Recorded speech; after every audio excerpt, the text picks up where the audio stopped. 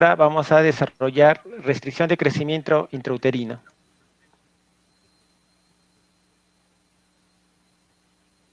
Muy bien, los objetivos de esta presentación es que al final el estudiante describa la definición y los factores de riesgo para una restricción de crecimiento intrauterino, entienda los signos en el embarazo que nos pueden estar indicando un feto con crecimiento limitado, que sea capaz de evaluar a una paciente con sospecha de restricción de crecimiento intrauterino y que desarrolle un plan de manejo para una paciente cuyo feto tiene un crecimiento restringido.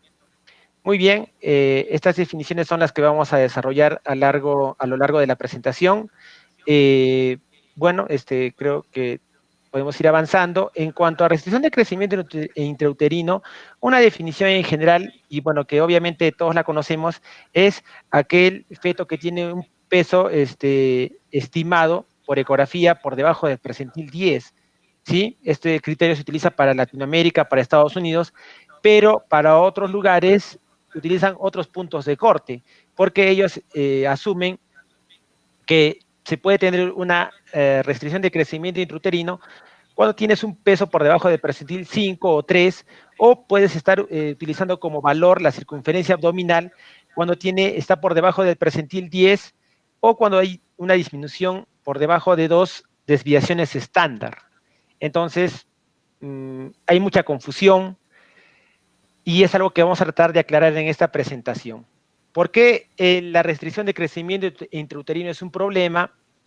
Porque como podemos ver en esta diapositiva, cuando hay un incremento, una pérdida de peso, de acuerdo al percentil, más del 10%, hay a mayor incremento de la mortalidad perinatal. Y esta se va agravando mientras va bajando más de percentil. Es decir, que si tenemos un feto que se encuentra en percentil 3, tiene más riesgo de complicaciones que un feto que está en percentil 10. Si tenemos un feto que ya está por debajo del percentil 2 o 1, ya tiene mayor riesgo de complicaciones. Esta es la razón por la que algunos centros o países han cambiado como punto de corte ya no percentil 10, sino percentil 5 o percentil 3, ¿sí? Porque hay mayor riesgo de complicaciones. Pero también hay otra razón. ¿Por qué? Porque si nosotros tomamos esa definición operacional de tomar a todos los bebés que están por debajo del percentil 10 como restricción de crecimiento intrauterino, nos vamos a llevar un grave error. ¿Por qué? Porque el 80% de estos fetos que están por debajo del percentil 10 son bebés normales. Generalmente está asociado a mayor frecuencia en sexo femenino, dependiendo de la raza, ¿no? Nosotros que somos bajitos tenemos mayor frecuencia de fetos por debajo del percentil 10 normales. La paridad, una paciente a más embarazos tiene mayor probabilidad de tener un bebé por debajo del percentil 10, pero que está normal, no es una restricción de crecimiento intrauterino. Y pacientes que tienen un índice de masa corporal disminuido también tienen un mayor riesgo de presentar un bebé por debajo del percentil 10, pero que es normal. Y solamente el 20% de bebés que cumplen esta definición de encontrarse por debajo del percentil 10 van a ser verdaderos RCIU. Es decir, ¿qué es lo que está ocurriendo entonces? ¿Cómo podríamos definir a la restricción de crecimiento intrauterino? No de forma operacional. La próxima vez que les pregunten cómo se define una restricción de crecimiento intrauterino, no debemos decir de paporreta, es el feto que se encuentra por debajo del percentil 10 de su crecimiento. No, porque esa no es la definición. La definición correcta es aquel feto que por distintas causas no está alcanzando el 100% de su potencial de crecimiento. O sea, en este caso no tenemos un feto que tiene una restricción de crecimiento porque es bajito. O sea, no vamos a, siempre yo digo en broma, nunca vamos a nunca vamos a buscar un bebé muy grande, ¿no? Que sea jugador de básquetbol de dos personas bajitas, ¿no? Tanto mamá como papá. En comparación con la verdadera restricción de crecimiento intrauterino en la que el feto, pudiendo crecer más, no lo hace por algún problema, algún trastorno, alguna noxa, que ahora ya vamos a repasar. Podemos tener, por ejemplo, una pareja de de hombre-mujer que miden 2 metros, tienen ya 2 hijos que miden 2 metros, pero su bebé es bastante pequeño, ¿no? Entonces aquí se abrió un problema porque no se está desarrollando al 100% de su potencial genético de crecimiento. Entonces, bueno, otra definición que vamos a repasar, bueno, esto también lo vamos a ver un poquito más adelante, pero es algo que se le da mucha importancia al flujo diastólico reverso al final de la diástole de la arteria umbilical, que se objetiva en la ecografía Doppler. Nosotros ya, bueno, hemos hecho una clase de Doppler y sabemos que la presencia de flujo diastólico reverso al final de la diástole, ¿no?, que vemos aquí, porque aquí esta es la línea, por así decirlo, la línea cero, y este flujo en diástole, este es sístole, este es diástole, el flujo reverso en diástole, porque la diástole debería venir acá, es un signo ominoso y nos indica alta tasa de muerte fetal dentro de las 48 horas. La ausencia de flujo diastólico también tiene riesgo de muerte moderadamente alto y en algunos entornos nos indica estado de alerta.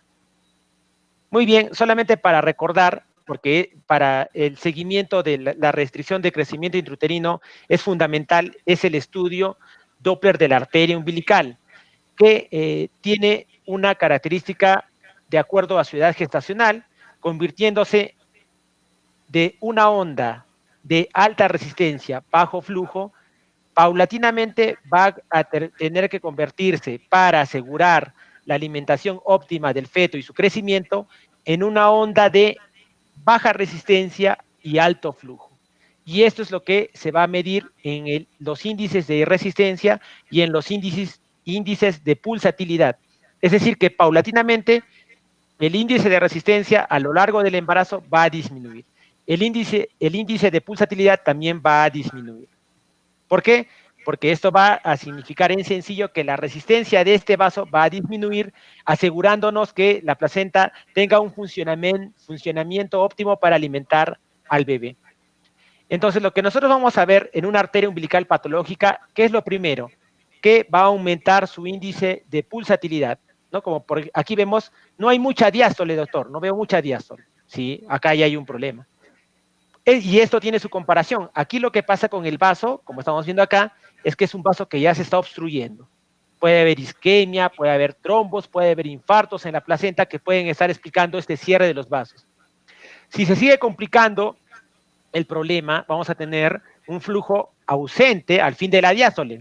Aquí no hay flujo en diástole. Y esto, doctor, esto es el flujo de la vena. Solamente fijémonos en lo que está encima de esta línea. Aquí no hay flujo en diástole. No hay flujo en diástole. Esto se llama flujo ausente al fin de la diástole de la arteria umbilical. Y es peor que este hallazgo. Y mucho peor es el flujo reverso, como estamos viendo acá. Aquí ya, ¿qué es lo que está ocurriendo acá? Que ya está la obstrucción, que ya la sangre ni siquiera está pasando, sino que se está regresando, ¿sí? Aquí en los índices de resistencia altos lo que vemos es que la sangre pasa con dificultad. En el flujo ausente en diástole es que en diástole no pasa la sangre, se queda ahí encharcada. Pero en el flujo reverso ya la sangre se está regresando porque la obstrucción es mayor. Entonces, ante la pregunta, ¿cuál hallazgo es más ominoso, más grave? Obviamente el flujo reverso, ¿sí? Y esto en realidad, ¿qué nos está indicando? Cuando nosotros tenemos un flujo de arteria umbilical con IP de alta resistencia, nos está diciendo que ya el 30% de las vellosidades de la placenta están subperfundidas, no están trabajando. Cuando tengo un flujo ausente en diástole de la arteria umbilical, la mitad de las vellosidades ya no están trabajando. Y cuando tengo un flujo reverso de fin de diástole, significa que el 70% de las vellosidades de la placenta están subperfundidas y no están trabajando. Y este es un signo de emergencia de terminación del embarazo. Y también es importante tener en cuenta que recién con 30% de vellosidades de la placenta comprometidas, recién voy a tener una alteración de los índices de pulsatilidad y de resistencia de la arteria umbilical. Es decir, que si yo tengo una placenta que tiene un 20 o un 10% de alteración que no está trabajando, no va a pasar nada, no habría una manera de detectarlo. ¿Sí? Entonces, eso ya se sabe porque se han hecho estudios de histopatología a nivel de la placenta correlacionando con los estudios de Doppler de la arteria umbilical. Entonces, la primera pregunta sería ¿yo terminaría un embarazo con una arteria umbilical que tiene un IP alterado? No necesariamente. ¿Terminaría un embarazo con una arteria umbilical que tiene un flujo ausente en diástole? No necesariamente.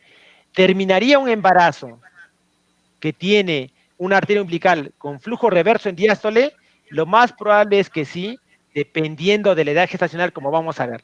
De nuevo, un solo hallazgo en un estudio auxiliar no hace el diagnóstico. Muy bien, entonces pasamos al enfoque clínico y ya habíamos mencionado que la definición operacional de restricción de crecimiento intrauterino es la que todos conocemos y repetimos de Paporreta, ¿sí? Es decir, es un feto que está por debajo del percentil 10 de crecimiento para su edad gestacional. Entonces, obviamente, si nosotros vamos a trazar una campana de Gauss para determinar el promedio de pesos, vamos a tener 10% de fetos que van a cumplir la definición de RCU. Y obviamente va a encender la alarma, vamos a decir, oh, ¿qué pasa acá? Porque en la ecografía vamos a encontrar este hallazgo y vamos a parar nuestras antenitas para decir cuál es el problema. Pero ojo, nosotros ya sabemos que puede tratarse de un feto pequeño pero saludable, que en realidad no tiene restricción de crecimiento intrauterino, o podemos en realidad tener un feto que sí tiene un RCIU, que es aquel feto que va a tener una morbilidad y o mortalidad asociadas con la imposibilidad de alcanzar el potencial de crecimiento que debería tener por su genética. Entonces, en el primer caso, yo voy a tener un feto pequeño, pero saludable, el feto está ok, no hay ningún problema. Y en el segundo caso, voy a tener a un verdadero feto que tiene una restricción de crecimiento intrauterino. Aquí ya vamos adelantando un poquito en la forma en cómo nosotros podemos diferenciar cada uno de estos fetos. La primera pregunta sería, si yo hago un perfil biofísico, ¿cómo le saldría al feto pequeño? Saldría 8/10, 10/10. Si yo le hago un perfil biofísico, ¿cómo le saldría al feto que tiene restricción de crecimiento intrauterino? Le saldría 6/10 o peor aún. Si yo hago un monitoreo fetal, un test no estresante, un feto pequeño pero saludable, saldría reactivo. ¿Cómo le saldría a un feto que tiene RCIU? Le saldría probablemente no reactivo, ¿sí? Entonces, esa es la manera en que nosotros debemos de hacer la diferencia entre un feto pequeño pero saludable, a los que se les llama pequeños constitucionales, o sea, estos fetos son chicos, ¿no? Son chaparritos, no hay ningún otro problema, por lo demás están sanos, todo ok. Pero en el feto que tiene un RCIU, este feto sí tiene alto riesgo de complicaciones y de mortalidad. También podemos hacer la diferenciación ya más adelante entre si se trata de un RCIU simétrico o si es asimétrico. En el simétrico hay compromiso de todas las medidas, ¿no? En la ecografía va a haber disminución de la circunferencia cefálica, de la circunferencia abdominal y de la longitud de fémur. Y esto está asociado a neuploidías, trisomías, básicamente, o también a una infección transplacentaria temprana en el primer trimestre del embarazo. Clásicamente tenemos TORCH, tenemos parvovirus, tenemos citomegalovirus y el RCIU asimétrico que se relaciona a una injuria más reciente del crecimiento fetal, es decir, a partir de las 20 semanas, como el ejemplo típico es la preeclampsia, ¿sí? Entonces vamos a tener fetos que tienen una circunferencia cefálica y una longitud de fémur no tan disminuida, pero lo que sí está marcadamente disminuido es la circunferencia abdominal, ¿sí? Esta clasificación ahora también ya está en controversia. ¿Por qué? Porque podemos tener eventos como la hipertensión crónica que no va a encajar en ninguno de los dos tipos de RCIU, ¿sí? Porque el RCIU no va a poder encajarse en ninguno de los dos tipos. Y también tenemos, por ejemplo, esto que se ha visto en los casos de infección por virus Zika en Brasil en el año 2018, en un tipo de RCIU diferente, en el cual hay preservación del crecimiento del fémur, pero hay circunferencia cefálica y circunferencia abdominal disminuida, ¿sí? Si recordamos, en el 2018 hubo una epidemia de virus Zika en Brasil y se encontró bastantes fetos que al nacer presentaban microcefalia, o sea, una circunferencia cefálica por debajo del percentil 3, también asociado a restricción de crecimiento intrauterino. O sea, para que veamos, estas definiciones están ahora en controversia, están en discusión y pueden cambiar, pero hasta el momento es una manera de hacer el abordaje didáctico para entender los procesos. Ojo que esto puede cambiar, más que todo ahora solo se lo utiliza para comprender la fisiopatología. En el manejo clínico ya no se habla tanto de RCU simétrico o asimétrico, sino se habla de un RCU temprano y un RCU tardío, haciendo punto de corte las 32 semanas. Se habla de menos de 32 semanas se habla de RCU temprano y más de 32 semanas se habla de RCU tardío.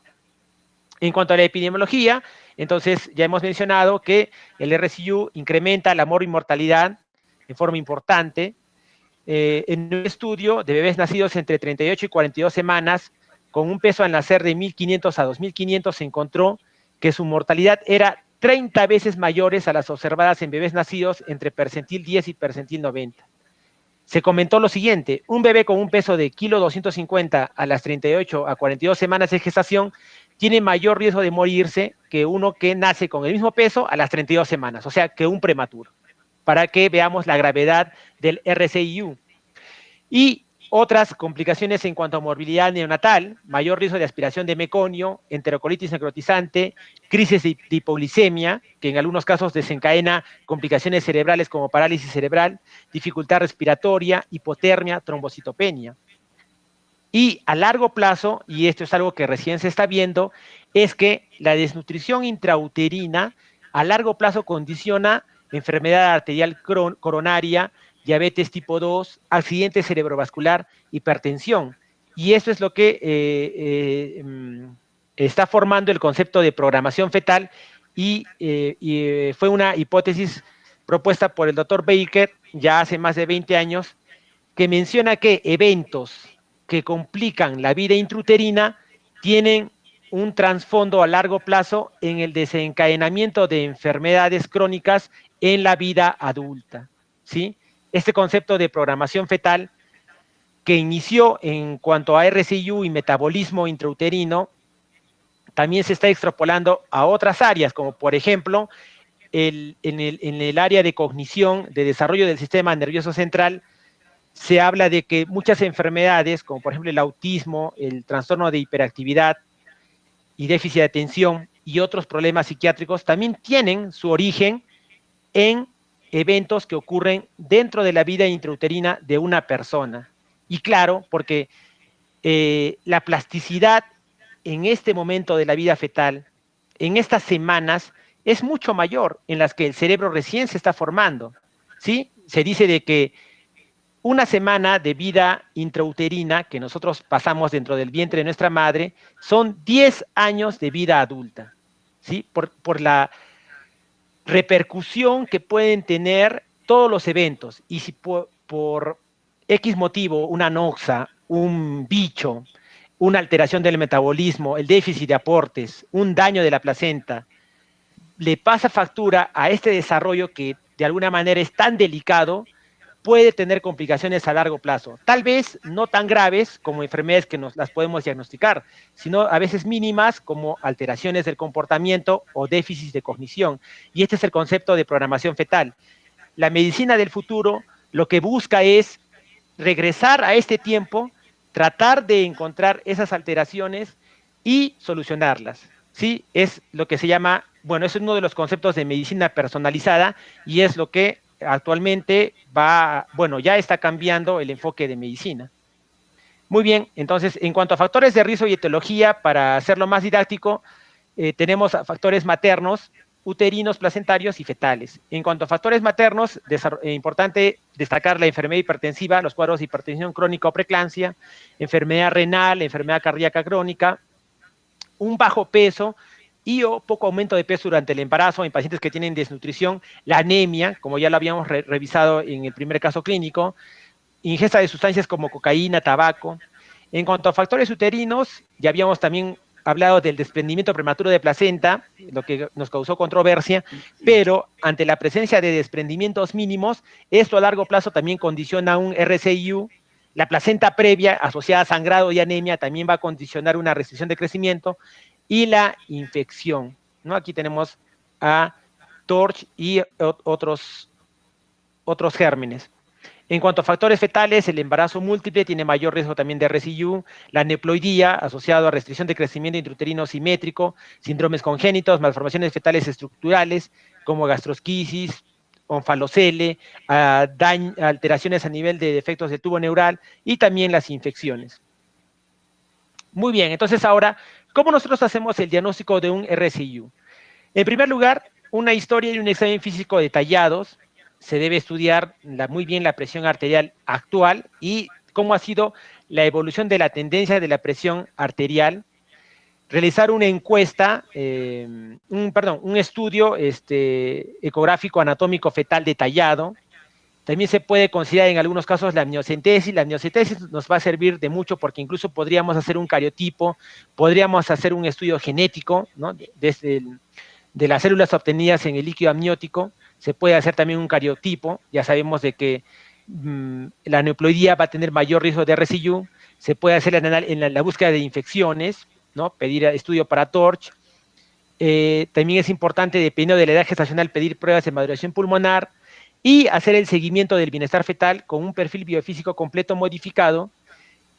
Pero más importante es el estudio Doppler de la arteria umbilical cuando ya tenemos el diagnóstico de una restricción de crecimiento intrauterino. Fundamental, no nos olvidemos de fetos que tienen menos de 34 semanas, el esquema de corticoides para maduración pulmonar. ¿Sí? Bueno, aprovechando estas imágenes, ya habíamos hablado un poco que el screening de aneuploidías, es decir, de trisomías 21, 13 y 18, se hace entre 11 semanas 0 días y 13 semanas con 6 días, en un estudio de ecografía en la cual se miden varios parámetros. El más importante de ellos es la translucencia nucal, que es este pliegue que está a nivel del cuello del feto, que actualmente se usa con otros hallazgos ecográficos más como hueso nasal, ángulo maxilofacial, la presencia de la onda del ductus venoso y marcadores serológicos como la proteína plasmática asociada al embarazo A y la estriol y gonadotrofina coriónica humana. Todos estos datos ingresan a un evaluador de riesgo y me va a dar determinado riesgo para mi paciente, y de acuerdo a eso yo hago el seguimiento. También hay una segunda ecografía, que es la ecografía de morfología fetal, que se hace entre 18 a 20 semanas, en la cual se evalúan ya malformaciones puntuales, básicamente del sistema nervioso central y defectos cardíacos, que son las malformaciones más frecuentes, porque es el mejor tiempo en el que el feto no está muy grande, en el que ya no es difícil de ver, y además aprovechamos la buena cantidad de líquido amniótico que nos ayuda para la transmisión del sonido, porque sabemos que el agua es un buen transmisor del sonido, para apreciar bien todas las partes fetales. Se pueden apreciar los dedos, se puede apreciar el sexo, se puede apreciar la cara, se puede hacer un estudio minucioso del bebé. Y finalmente, el estudio Doppler, del que ya habíamos mencionado un poco, que realiza la detección de seguimiento de RSIU con Doppler de arteria umbilical en primer lugar. Muy bien, entonces, ¿cuál sería el manejo? De acuerdo a todas las pruebas que nosotros podríamos pedirle, dependiendo del caso. Obviamente un feto que tiene malformaciones múltiples muchas veces es incompatible con la vida, o en el caso de infecciones por TORCH tempranas, también produce múltiples malformaciones en las que el pronóstico es muy malo, es ominoso. Entonces, también dependiendo, ¿no? Podemos tener pacientes que desencadenan preeclampsia a las 20 semanas y esto va a desencadenar una restricción de crecimiento intrauterino de mejor pronóstico, de mejor manejo. Entonces, siempre fundamental la edad gestacional.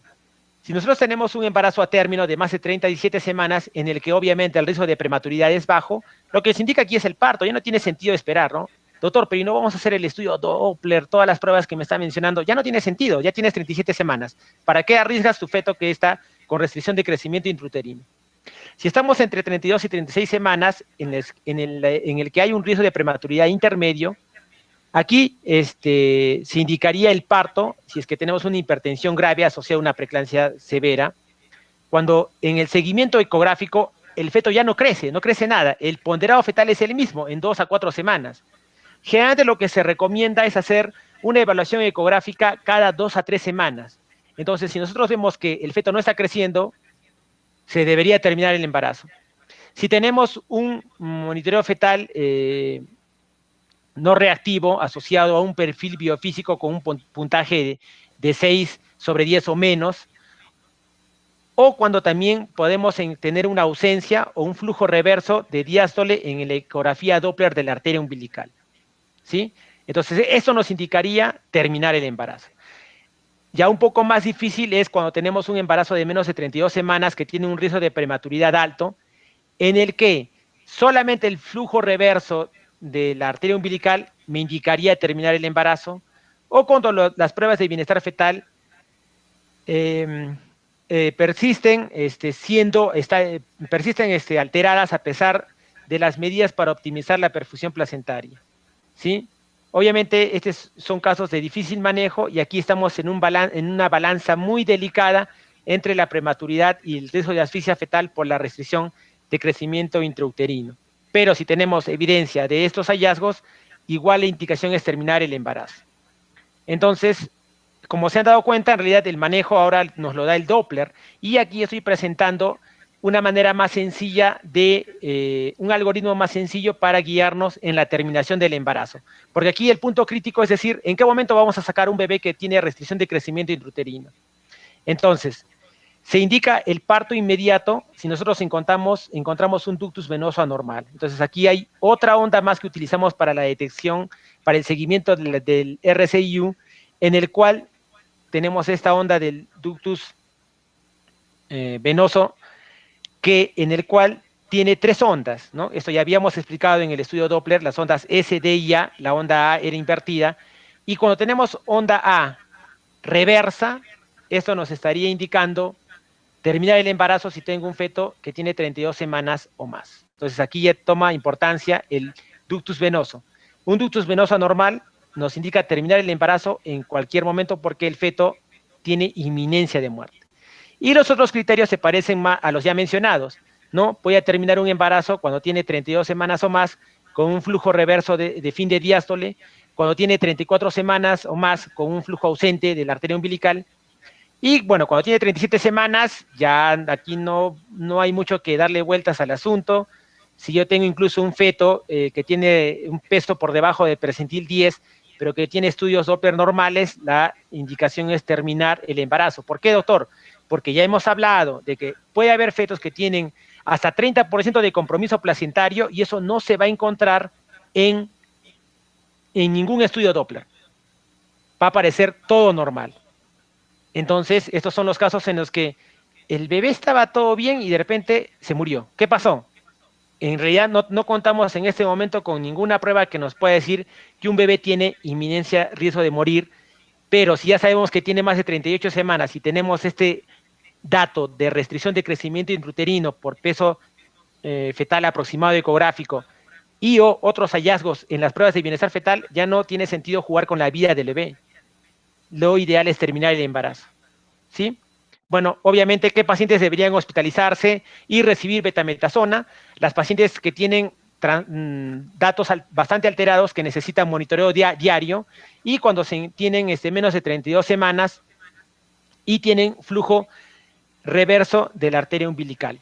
Entonces, estas son pacientes también de un manejo más delicado. Estas pacientes tienen que hacerse estudio Doppler de arteria umbilical, de ductus venoso, 1 vez al día, 2 veces al día, y son cuadros de difícil manejo por el problema de la prematuridad. Muy bien, entonces aquí un resumen de las alteraciones que podríamos encontrar en el Doppler. Ojo que esto ya lo vimos cuando repasamos Doppler obstétrico. Entonces, para recalcar la importancia de que el estudio Doppler no es el mismo para cualquier patología obstétrica.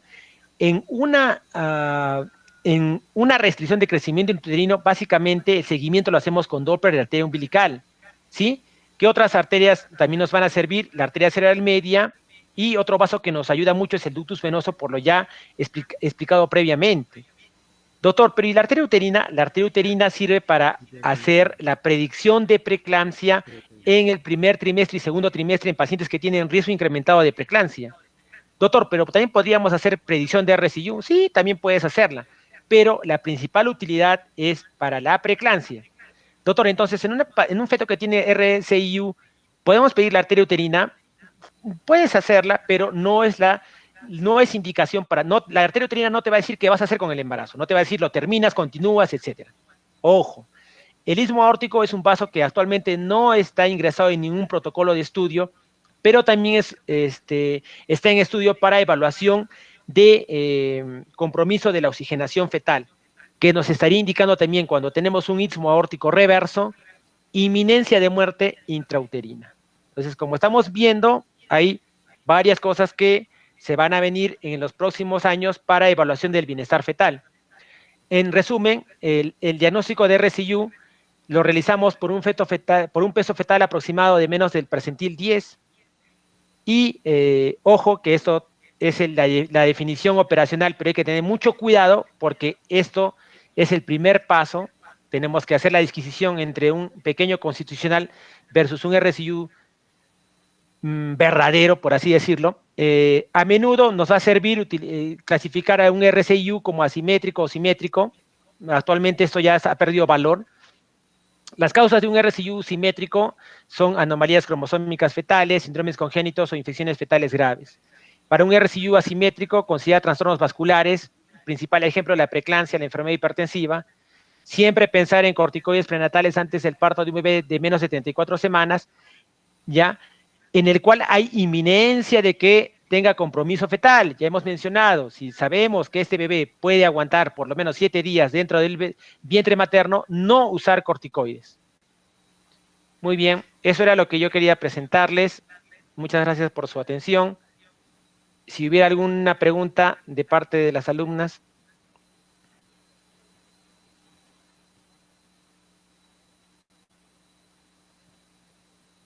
¿Algún comentario, doctor Cáceres? Una de mis grandes preocupaciones, doctor John Turpo, fue durante mi estancia, cuando estuve en la jefatura, era de que teníamos que tener por lo menos 3 ecógrafos y todos con Doppler, justamente porque este es un examen que nos permite hacer el diagnóstico, como usted muy bien lo ha señalado. No se puede evaluar una restricción del crecimiento intrauterino si no se hace el estudio de la velocimetría Doppler. Y con mucho beneplácito he podido ver al final de mi estancia en el hospital que son varios los médicos del departamento que se han capacitado y que hacen el estudio Doppler. Ojalá que todos lo logren hacer y que lo hagan de la mejor manera en beneficio del diagnóstico y del manejo de este tipo de patologías. Sin Doppler no se puede, que se llama, manejar a las pacientes con restricción del crecimiento intrauterino. Nada más, doctor. Gracias, doctor. Bueno, si ya no hay más preguntas por parte de las alumnas, pasamos al caso clínico principal. Nos plantea una paciente de 32 años, primigesta, que es vista en consultorio a las 33 semanas de gestación para su atención prenatal de rutina. Su edad gestacional se calculó por último periodo menstrual normal y que fue consistente con su ultrasonido realizado a las 8 semanas de gestación. Su embarazo no ha tenido problemas hasta la fecha, aunque ella ha seguido fumando un paquete o más de cigarrillos al día.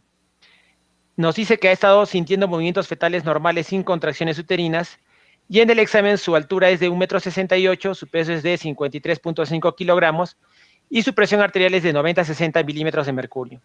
Su altura uterina es de 26 centímetros y a la ecografía se observa un solo embarazo, un solo feto con un peso fetal estimado de 900 gramos, peso que se encuentra en el percentil 3 para la edad gestacional.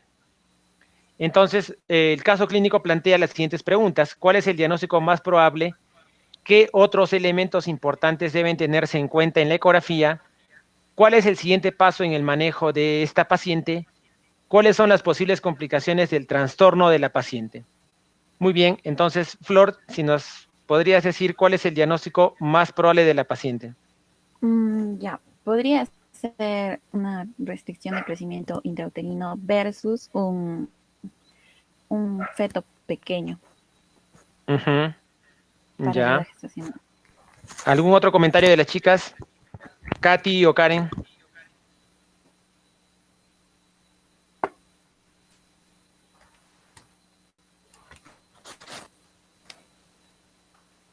Ujú. Bueno, creo que te han dejado sola, Flor. Flor, en la historia clínica, ¿qué tendríamos para RCU? A ver, Fuma.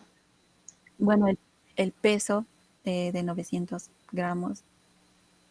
Claro, claro, el peso de 900 gramos que nos dice que está en el percentil 3, pero en la historia de la paciente, Sigue fumando. ¿Qué fuma? Doctor, ¿Qué fuma, doctor? así es, de acuerdo, muy bien, muy buen dato. ¿Qué más? su altura uterina también. Es De pequeño. 26. Ujú. Correcto, muy bien. ¿Qué más? Oh, Su... Bueno, en Bueno, cuanto a su su IMS. IMS está bien, está normal. ¿Cuándo te salió de Es índice de masa de corporal? 18. 19. 19. no, Normal peso. Está ahí, ¿no? O sea, también es otro dato que suma. No es bajo. Bueno, aquí vamos a ir también aprendiendo algo importante. Yo les presenté una diapositiva en la cual en un cuadrito se ponía los percentiles y el riesgo de mortalidad. Un feto de percentil 3 tiene mayor riesgo de mortalidad comparado con un feto que está en percentil 10, ¿sí o no? mm, ¿O es igual?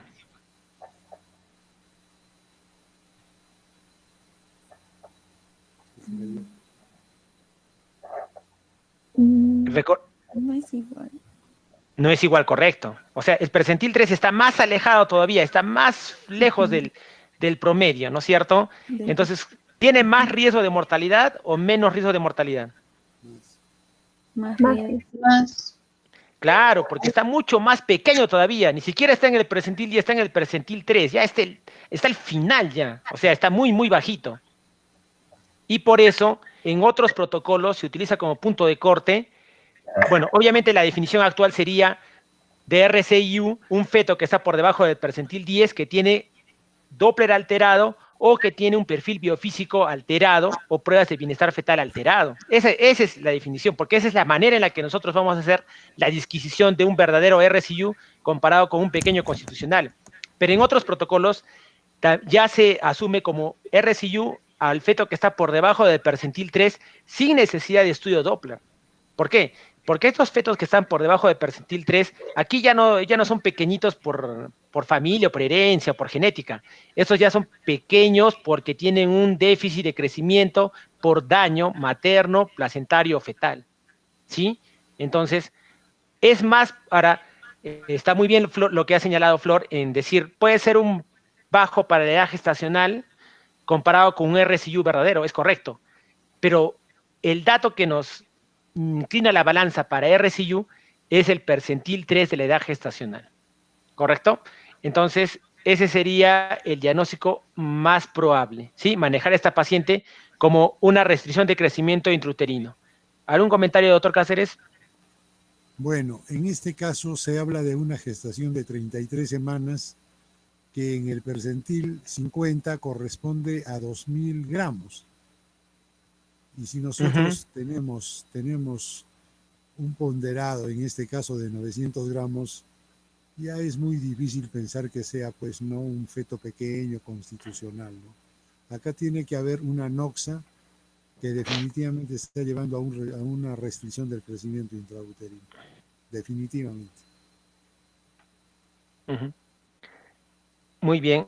La siguiente pregunta para Katy dice, ¿qué otros elementos importantes deben tenerse en cuenta en la ecografía? Es decir, ¿qué más nosotros pediríamos en el estudio ecográfico de la paciente? ya ahí que también se tiene que pedir el volumen del líquido amniótico. Muy bien, excelente, muy bien. Es fundamental, ¿sí? Porque obviamente en un feto, bueno, no es el caso, pero en un feto pequeño constitucional el líquido amniótico va a estar normal. En un RCIU el líquido amniótico va a estar disminuido. Muy bien, Katy. ¿Algo más? Bueno, como en el caso clínico no le han pedido su ecodoppler de la arteria umbilical. También. Correcto, hacer el estudio Doppler de la arteria umbilical. Muy bien. ¿Qué más? Del ductus arterioso también puede ser. Del ductus venoso. Venoso, perdón. Y doctor, yo también leí que se pueden hacer el uso de los marcadores bioquímicos. Sí, también se puede hacer, pero ¿cuál es aquí el problema? Es que no se ha quedado en un valor de estriol, el dosaje de estos marcadores no se han establecido rangos normales y ya tiene mucha variabilidad biológica, es decir, que no tiene ninguna correlación. No sé si el doctor Cáceres nos puede comentar un poco más, pero en los protocolos actuales ya han perdido bastante valor y como les estaba mencionando, el diagnóstico y el seguimiento se hace con el Doppler obstétrico. De repente, en algunos protocolos de estudio se pueden utilizar, ¿no?, estos marcadores, pero ¿cuál es la desventaja que nosotros tenemos? Es que también para nosotros en cuanto a precios, son bastante caros, están fuera de nuestro alcance.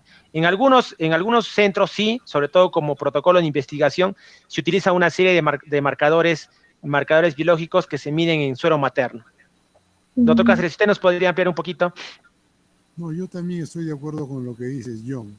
En realidad, estas pruebas no las podemos realizar en el medio porque son caras y no hay pues laboratorios que las realicen, definitivamente. En cambio, con el Doppler, que sabemos que es el estudio, el examen por excelencia en el diagnóstico, sí lo tenemos. Y es el que cuesta menos, es el más preciso. Y creo que en el mundo entero hoy en día es el examen indicado. Así debe quedar. Gracias, doctor. ¿Algo más pedimos en la ecografía?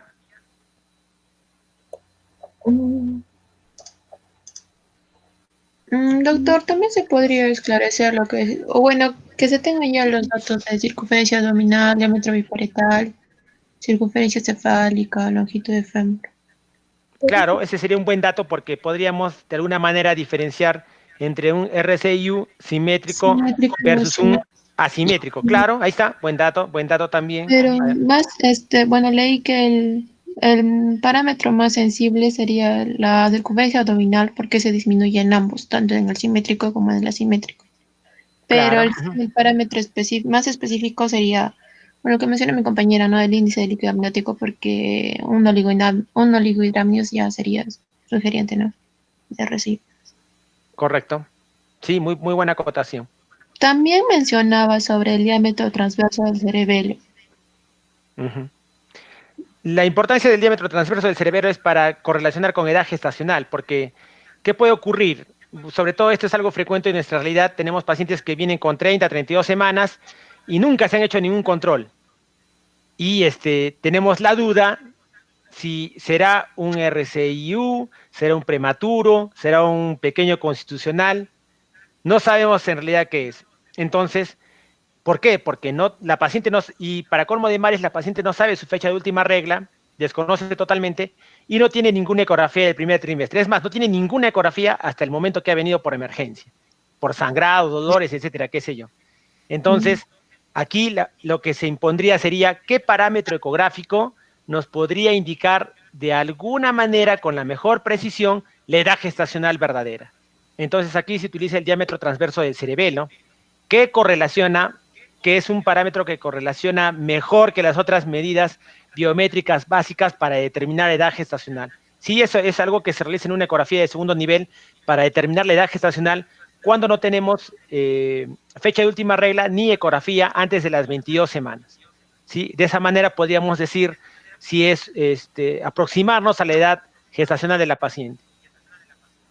Gracias, doctor. Doctor, ¿y en qué casos se puede medir el grado de la madurez placentaria? En todas las pacientes se informa el grado de la madurez placentaria, pero en los estudios de madurez, como ya también se ha mencionado, algo parecido a los indicadores serológicos, no tienen una correlación con morbimortalidad perinatal. ¿Sí? Porque, ¿qué puede ser? Puedo tener una placenta que al examen ecográfico aparenta ser una placenta 3/3, pero que las demás pruebas están normales. Tengo Doppler normal, tengo líquido amniótico normal, tengo test no estresante reactivo. ¿Qué pasaría con esa placenta? Algunos nos vemos más viejitos que otros a pesar de tener la misma edad. Entonces esa placenta también se ve un poco más viejita, a pesar de tener la misma edad que otras placentas. Esto también es algo que yo aprovecho para llamarles la atención, porque muchas veces nos refieren pacientes que dicen placenta con senescencia placentaria, múltiples calcificaciones, etcétera, y la paciente viene angustiada y desesperada, y le decimos, ¿y su bebé se mueve bien? Sí. ¿Tiene usted algún problema? No. ¿Cuántas semanas tiene? 38. Bueno, en todo caso haremos las pruebas de bienestar fetal y todo sale normal. Entonces, de nuevo, volvemos a la premisa de que un solo hallazgo ecográfico auxiliar no hace diagnóstico de nada. Para tomar una decisión de diagnóstico y manejo se debe hacer una evaluación completa, empezando por una adecuada anamnesis, un examen físico completo y la realización de todos los análisis auxiliares para determinar la conducta a seguir. Doctor Cáceres, si usted tuviera algún comentario. Quizás, doctor, usted ha preguntado si es que en la ecografía pediríamos algún examen más. Sí. De repente, la velocimetría Doppler de la arteria cerebral media para ver si es que hay redistribución de flujos. Claro, ajá. En el estudio Doppler, el estudio Doppler obstétrico que se debería realizar en RCU, ya hemos mencionado que se hace, bueno, ya para tomar decisión final, se toma el Doppler de la arteria umbilical y el Doppler del ductus venoso.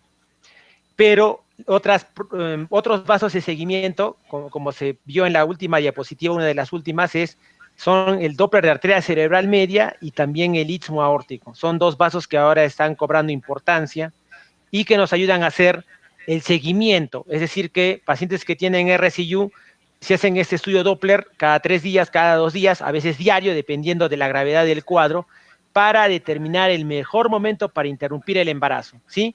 Porque aquí nos movemos entre el spa y la pared, porque de un lado tenemos la prematuridad y del otro lado tenemos la asfixia fetal. Entonces hay que escoger el mejor momento, ni sacarlo tan prematuro, ni sacarlo tan tarde cuando ya el bebé está asfixiado, con múltiples complicaciones inmediatas y a largo plazo, ¿sí? Pero en realidad el Doppler obstétrico de seguimiento de RCU incluye los 3 vasos mencionados: Doppler de arteria umbilical, Doppler de arteria cerebral media y Doppler de ductus venoso. El istmo aórtico hemos mencionado que es un vaso que recién está en estudio y que no se ha integrado en los demás protocolos. ¿Algún comentario más?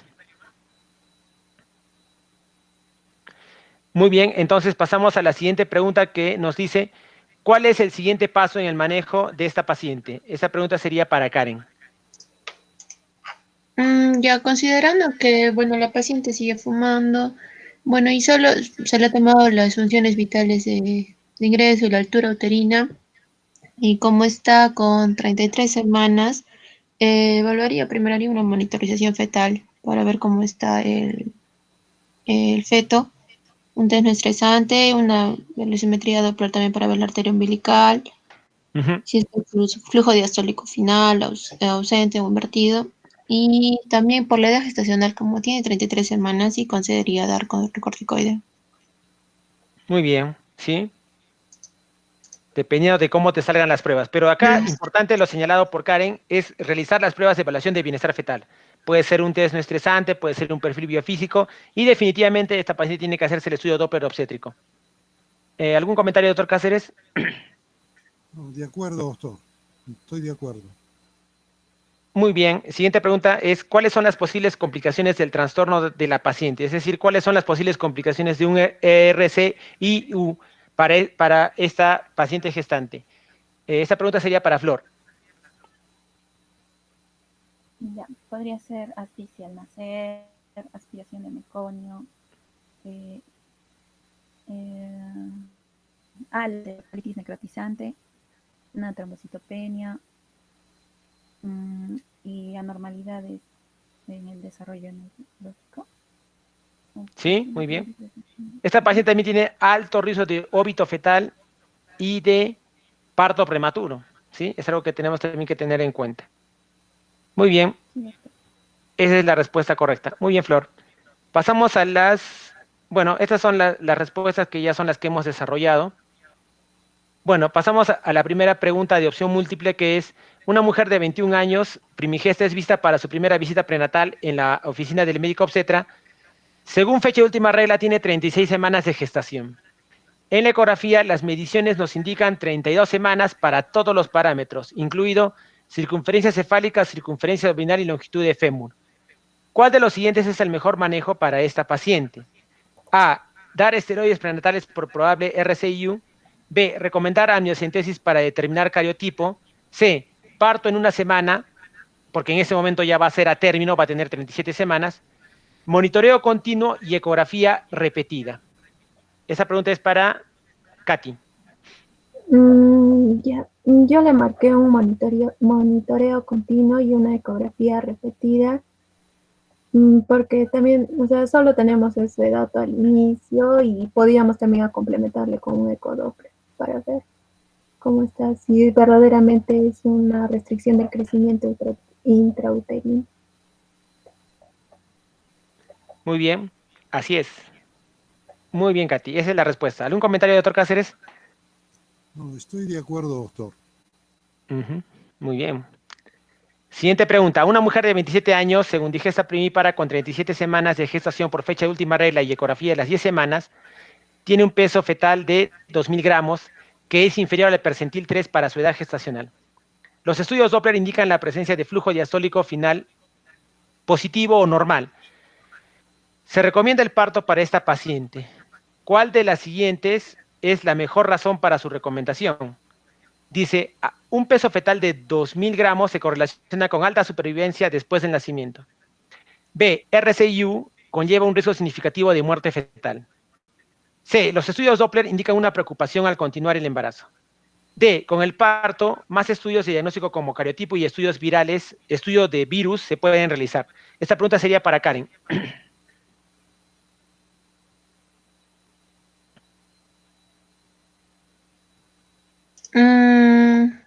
Ya, a ver, considerando que ya tiene 37 semanas de gestación, pero el peso está, bueno, sí se podría dar la alta supervivencia, creo.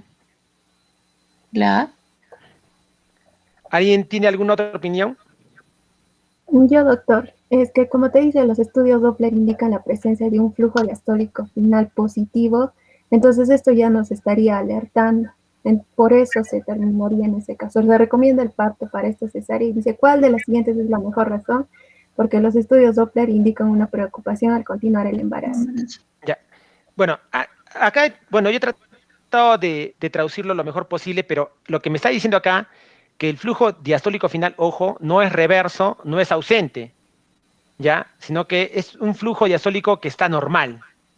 Ojo, es lo que me está tratando de decir a chicas, por favor, no se confundan. O sea, lo que aquí nosotros tenemos es, le hemos hecho su peso al bebé, está en 2.000 gramos, debajo de percentil 3, pero el Doppler ha salido, en realidad, bueno, la pregunta trata de confundir, pero lo que me está diciendo es que el Doppler está normal, ¿ya? Pero a pesar de eso, se recomienda el parto.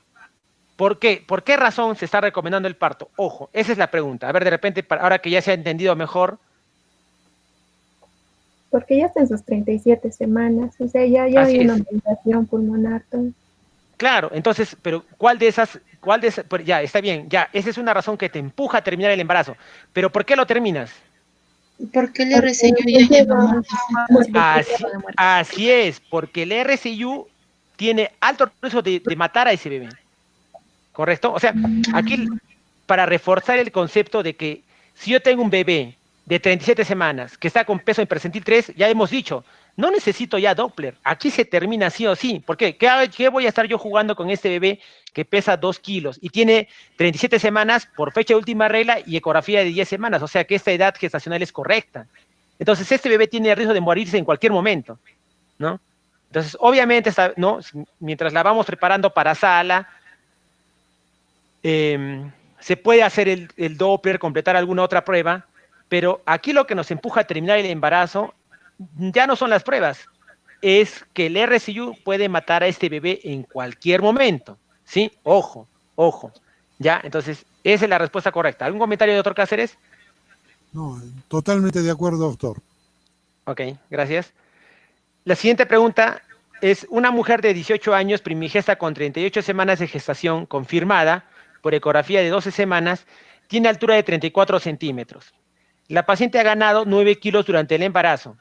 Niega fumar o beber alcohol o consumir sustancias ilícitas. Su presión arterial es de 110/70. ¿Cuál de los siguientes es el mejor manejo para esta paciente? Realizar una ecografía básica. B, programar parto ya que la paciente ha alcanzado edad gestacional a término. C, programar perfil biofísico y estudio Doppler para esta paciente. Y D, enviarla para un análisis de drogas en orina y considerar pedir títulos de TORCH en suero. Esta pregunta es para Flor. Yo le marqué la C, programar perfil biofísico y estudios Doppler para esta paciente. ¿Ya? ¿Algún otro comentario o otra respuesta de parte de Katy o Karen? Bueno, con la exposición que usted nos ha hecho, doctor, como ya tiene 38 semanas de gestación y no hay nada más, se programa el parto. Ya, claro, pero mire, estamos por eso, no nos confundamos. O sea, no estamos diciendo que vamos a terminar todos los embarazos a las 38 o 39 semanas. Ojo, ojo. Yo lo que primero que me digan es, luego de revisar el encabezado de la pregunta, me digan si han encontrado alguna alteración en esta paciente. No tiene. ¿Qué dice? ¿La altura uterina a las 38 semanas de 34 es normal, sí o no? Sí, Sí. Es normal. Hemos dicho que la altura uterina normal en una gestación a término es de 31 a 35, ya. Luego dice, la paciente ha ganado 9 kilos en el embarazo. sí, También. 18 años, claro. Niega fumar, beber alcohol, consumir sustancias ilícitas. Su presión arterial es 110/70. ¿Hay alguna normalidad en esta paciente, sí o no? no, No. no. Ya, entonces a eso vamos. O sea, aquí tampoco no es decir, ya, el doctor Turpo ha dicho que el Doppler es la mejor prueba, que yo no le estoy diciendo, ojo, no he dicho eso. Y vamos a hacer Doppler arterio umbilical a todas las pacientes. No, así no se trabaja. Así no se trabaja y no es el consejo, no es la premisa que yo les quiero transmitir, chicas. De nuevo, un solo estudio no nos hace diagnóstico. Si una paciente, y esto también ya de acuerdo a medicina basada en evidencia, el Doppler de la arteria umbilical no sirve para seguimiento de embarazos de bajo riesgo. No sirve. Ya es completamente demostrado por los estudios. Nivel de evidencia 1. Pero sí sirve y mucho para embarazos de alto riesgo como restricción de crecimiento intrauterino, embarazo doble, hidros fetal, tiene sus indicaciones precisas. Entonces, más bien, esta paciente sí que necesita en este momento para saber cómo va a ser su parto. No, ultrasonido. Así es, realizar una ecografía básica, o sea, una ecografía que nos diga circunferencia abdominal, circunferencia cefálica, diámetro biparietal, longitud de fémur, cómo está el líquido, cómo está ubicado, la estática del bebé, y eso es suficiente, ¿sí? Entonces, siempre busquemos el justo medio, tampoco seamos demasiado intervencionistas, ¿sí? El Doppler de la arteria umbilical no sirve para evaluar embarazos de bajo riesgo. Vemos informes de ecografía en las que a todas las pacientes les miden Doppler de arteria umbilical. Ah, esta ecografía sí está bien hecha. ¿Sí? Esto ellos sí saben. No saben, porque el Doppler de la arteria umbilical no tiene esa indicación. Entonces, chicas, ¿cuál es el consejo final de este curso? Bueno, además de lo poco que les hayamos podido transmitir de obstetricia, es que un solo análisis no me hace diagnóstico. Y yo tengo que saber ante cada caso qué análisis pedir, ¿no? A veces yo en broma siempre molesto a los clínicos cuando dicen hay que pedirle todo porque algo saldrá mal, ¿no? En realidad ese no es el enfoque que deberían llevarse. Rescatemos nuestra semiología, rescatemos nuestra anamnesis, un examen físico adecuado, ideal, y ese es el valor del médico peruano, del médico latinoamericano, porque eso nos hace fuertes, ¿no? Porque si no, ya no habría ninguna diferencia con los médicos de otros lugares. Nosotros somos fuertes en semiología, tenemos a nuestras pacientes en las que podemos examinarlas por todo lado y aprender bastante, y esto marca la diferencia, y es algo que se rescata en Europa, en Estados Unidos, de los médicos peruanos, latinoamericanos, que tienen una semiología muy fuerte. Entonces, no olvidemos esta herramienta poderosa que tenemos Y no pensemos que ya, que porque por ejemplo, en este caso de RCU, solamente voy a hacer Doppler. Porque, ¿qué pasaría, doctor? Donde yo estoy, no hay Doppler, no hay ningún médico que hace Doppler, no hay ni siquiera el equipo. ¿Cómo haría el seguimiento? No, ya no puedo, doctor. No, sí puedes. Tienes que adaptarte a la realidad en la que tú estás trabajando y podrías utilizar un perfil biofísico, podría también servir, ¿sí? Entonces, la respuesta correcta es, en esta paciente, realizar un estudio de ultrasonido básico. Bueno, esta es ya la última diapositiva y, bueno, esta es ya la última reunión de casos clínicos y para despedirme quería transmitirles esta pirámide de aprendizaje que encontré en las redes y que apareció luego de la forma de educación virtual modificada, bueno, en la que todos nos hemos visto inmersos a raíz de la pandemia del coronavirus, en la que menciona de que hay métodos de aprendizaje pasivos y activos. Los métodos de aprendizaje pasivos es cuando estamos calentando el asiento y ¿qué vamos a captar? 5%. Si leemos, vamos a aprender el 10%. Si vemos videos, tenemos un aprendizaje audiovisual, vamos a captar el 20%. Si vemos demostraciones, vamos a aprender el 30%, ¿no? Pero cuando ya participamos de un debate en grupo, vamos a aprender 50%. Si practicamos lo que hemos aprendido, vamos a aprender el 75%. Si le enseñamos a otras personas lo que hemos aprendido, vamos a aprender el 90%. Y si demostramos interés genuino en nuestro aprendizaje, vamos a aprender el 100%. Entonces, obviamente estamos disminuidos porque hemos perdido nuestra parte clínica, hemos perdido sobre todo a las pacientes del Honorio Delgado, que nos enseñaban bastante, pero ponerse a llorar sobre la leche derramada no es el camino. Igual ahora podemos hacernos fuertes en teoría, en la discusión de casos clínicos y seguir adelante hasta que se pueda solucionar este problema y regresar a nuestra vida normal prepandemia. Bueno, las palabras finales es, me he sentido muy a gusto, he sentido que se han esforzado bastante, las animo a que se sigan esforzando, han sido un buen grupo, me han gustado mucho sus presentaciones, y bueno, nada, en adelante, cualquier duda, con todo gusto, aquí estamos para ayudarlas. Continúen esforzándose siempre. Doctor Cáceres, si usted tuviera alguna palabra final. Bueno, aunándome a tus palabras, sí, hacer un reconocimiento al esfuerzo, al empeño que han puesto ustedes, las alumnas, y eso es gratificante para las personas que tenemos que enseñar, ¿no? Porque uno nunca acaba de aprender, hay muchas cosas que para mí son nuevas, obviamente, sí, yo lo acepto, lo reconozco, porque también es hidalgo reconocer que no todo uno lo sabe. El doctor Turpo